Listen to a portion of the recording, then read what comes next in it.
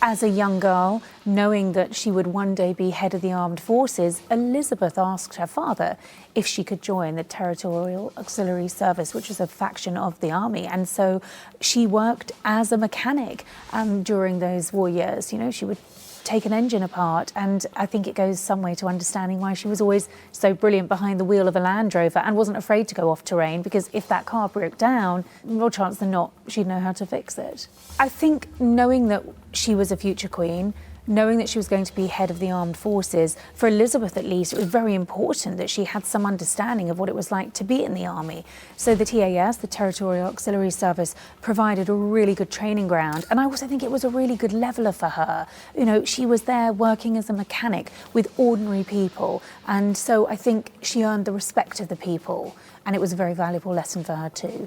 I think the reason that her children went in and had careers, some short-lived, others like Prince Harry, 10 years long and serving 2 tours of Afghanistan, was actually so that they could serve their grandmother, the Queen, as head of the armed services. And if you look at the royal family, the Queen's father was a naval officer, the King was also in the army, so that affiliation with the military goes right back, and something that, you know, the Queen obviously wanted to be able to experience, and she did that by joining that faction of the army.